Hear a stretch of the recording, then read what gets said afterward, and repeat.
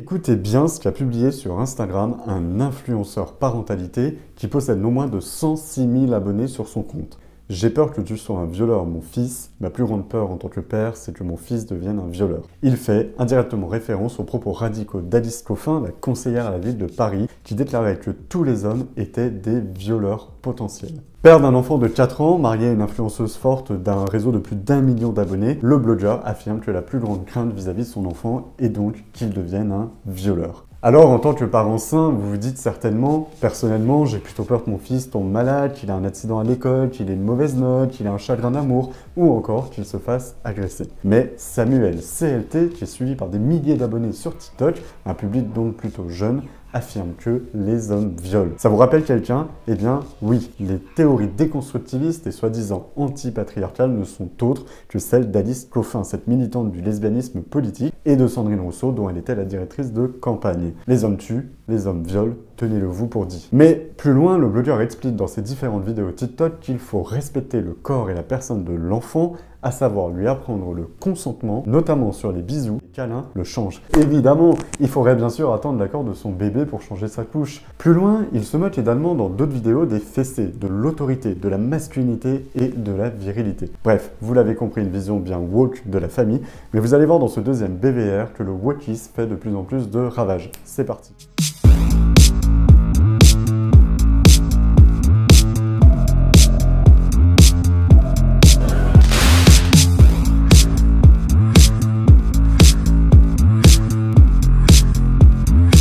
Bonjour à tous et bienvenue sur ce nouveau format BVR où on décrypte, on revoit, on commente les actualités avec BV. Cette semaine, l'Angleterre qui rétropédale sur les traitements administrés aux enfants trans, des blancs woke qui insultent d'autres blancs aux États-Unis, un père de famille qui passe à tabac le violeur de sa fillette, des djihadistes qui sont rapatriés en France, Greta Thunberg qui vient faire la leçon aux Français, et pendant que Marine Le Pen joue un excellent coup politique, le salaire de Kylian Mbappé fait grincer des dents. Alors c'est une affaire qui fait des gros titres outre-Manche, mais en France pas un bruit. Et oui, quand il s'agit de soulever à juste titre les problématiques liées aux questions du transsexualisme en France comme aux États-Unis, on est immédiatement qualifié de transphobe d'extrême droite. Alors beaucoup n'osent plus en parler. Je me souviens des injures et du déferlement de haine que la jeune journaliste tout à fait pertinente sur le sujet, la féministe Dora Muto, qui a subi en rappelant au maire transgenre Mariko qu'il était un homme. Voilà, changer de genre, oui, être démocrate et tolérant, certainement pas.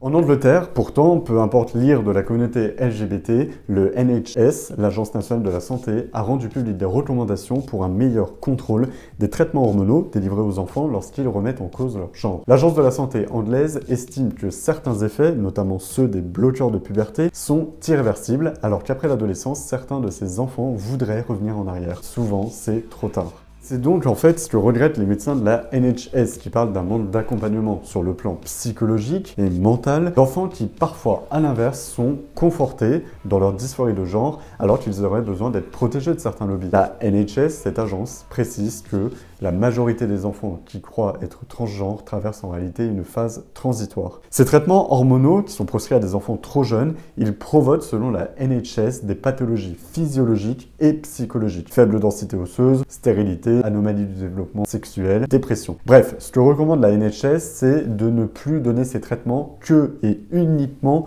dans le cadre d'un protocole de recherche formel. Il sera donc beaucoup plus compliqué pour ces enfants patients de se procurer ces traitements. Alors qu'en Angleterre, la NHS tire donc la sonnette d'alarme sur ces questions de transition sociale, changement de prénom à l'école ou encore de style vestimentaire. Ici, en France, le Conseil d'État a validé une circulaire du ministère de l'Éducation nationale datant de septembre 2021 permettant aux enfants d'imposer à leurs professeurs un prénom choisi plutôt que celui de l'état civil donné par les parents. Pire encore, aux États-Unis, la prolifération de cette idéologie wokiste soulève de nombreux affrontements entre ceux qui sont pour la liberté de choix, de genre, de prise de traitements hormonaux sur cette question, et ceux qui, à l'inverse, s'y opposent en parlant même de mutilation d'enfants. La semaine dernière, pour exemple, le blogueur Matt Walsh, un influenceur star des conservateurs américains, a réuni ses sympathisants à Nashville, dans le Tennessee, pour dénoncer l'augmentation des prises de cross-sex hormone therapy, comprendre les traitements bloqueurs de puberté et hormonaux dans le cadre d'un changement de sexe ou de genre. Face à eux, des militants woke d'ultra-gauche qui manifestent avec des slogans du type « Mon corps, mon choix » ou « Les enfants trans ont le droit de devenir adultes ». Pire, Une femme blanche traite une militante de sale blanche. Fucking white cracker! Fuck you, you ugly piece of shit! You look like you got your teeth knocked out, you fucking fascist! Nobody knows who you are and nobody cares and you will die alone! Fuck you, putain de sale blanche, petite merde, tu mourras seul en enfer. Et dire que certains se sont émus lorsque CNews a évoqué dans le cadre d'une émission la question du retour des forces du mal. Elles sont pourtant à l'œuvre chez nous. À Rouen, après que la mère d'une fillette de 6 ans a fait face au violeur de son enfant, le père de famille a retrouvé l'agresseur et passé à tabac cet adolescent, mineur isolé de 16 ans. Il a rendu ainsi, selon ses termes, coup pour coup, une attitude que le procureur d'ailleurs de la République de Rouen a qualifiée d'inacceptable, insistant sur l'idée qu'en France, on ne peut pas se faire justice soi-même. Dans la foulée de cette enquête qui vise le violeur de la fille, une deuxième enquête a donc été ouverte visant ce père qui risque désormais jusqu'à 5 ans de prison pour avoir vengé sa fille. Si la réaction du père n'a que peu choqué l'opinion publique, bien c'est sans doute parce que, selon le dernier sondage IFOP, 69% des Français affirment que la délinquance a augmenté. Beaucoup d'ailleurs, comme le futur président pressenti du Parti Les Républicains, Éric Ciotti, clament qu'il ne saurait condamner le père de famille, une réaction que chacun aurait eue. Qui peut condamner la réaction de ce père de famille ? On mesure sa crainte, sa douleur, sa fille qui est agressée sexuellement chez lui ? Ces faits de justice rendus par les Français eux-mêmes se multiplient à vitesse grand V. À Nantes, après le meurtre d'une femme connue de tous dans le quartier, une milice privée s'est constituée avec des voisins et des proches de la victime. Ce groupe d'hommes a mené une justice parallèle. Ils sont allés jusqu'à provoquer un interrogatoire de l'agresseur, retrouvé grâce à la vidéosurveillance du quartier, ce qui a considérablement ralenti le travail des juges. À Lyon, vous le voyez sur ces images à la guillotière, on peut voir que les habitants du secteur s'organisent. Rejoignez-nous, il y a des collectifs qui se mettent en place. À Montrouge, dans les Hauts-de-Seine, c'est carrément le maire qui a mis en place une milice organisée par la collectivité pour mener des rondes de voisins vigilants, ce qui n'a pas manqué de faire réagir l'opposition et la justice. En effet, peut-on, en France, se faire justice soi-même ? Alors, la justice doit aussi s'appliquer aux femmes et enfants de djihadistes des camps du nord-est de la Syrie. C'est le second rapatriement de grande ampleur opéré par la France. Jeudi 20 octobre dernier, nous avons fait revenir 40 enfants et 15 femmes de combattants de Daesh. Avec ce rapatriement, le Quai d'Orsay a donc mis fin à la doctrine du cas par cas qui prévalait jusqu'en juillet dernier et se plie aux décisions de la Cour européenne des droits de l'homme qui avait condamné en septembre dernier la France pour lenteur dans les procédures de rapatriement des femmes et enfants de Daesh. Estimant que la France a violé l'article 3.2 du protocole 4 de la Convention européenne des droits de l'homme qui stipule que nul ne peut être privé d'entrer sur le territoire de l'État dont il est le ressortissant, la Cour demande donc à la France de réexaminer au plus vite les demandes de rapatriement. Il incombe au gouvernement français de reprendre l'examen des demandes des requérants dans les plus brefs délais en entourant des garanties appropriées contre l'arbitraire. Des rapatriements qui, selon le porte-parole du gouvernement Olivier Véran, devraient s'accentuer puisqu'il reste pas moins d'une centaine de femmes et 250 enfants environ dans les camps syriens. Dans un récent article paru sur notre site internet, notre journaliste Marie Darmagnac rappelait que plusieurs de ces femmes rapatriées faisaient ou font l'objet de mise en examen et de garde à vue. L'une d'elles est d'ailleurs rien de moins que l'épouse de l'un des terroristes du Bataclan. Dans le dossier des femmes et des enfants de djihadistes rapatriés comme dans celui de nos rapports avec l'Algérie, la France montre sa faiblesse, sa passivité, accuse Marie Darmagnac dans son article de BV. Elle se contente de suivre et de subir les événements toujours plus loin dans l'humiliation. Humiliation aussi par les fausses stars des Verts mondialistes. Côté climat, Sainte Greta, l'apôtre de la bien-pensance environnementale, vient nous faire la leçon en France après avoir publié son premier livre, Le Grand Livre du Climat, et après avoir bien sûr changé d'avis sur le nucléaire. Face à la journaliste allemande Sandra Maischberger, Greta Thunberg déclarait le 12 octobre dernier « Puisque les centrales nucléaires sont là, ce serait une erreur de les fermer et de recourir aux centrales à charbon ».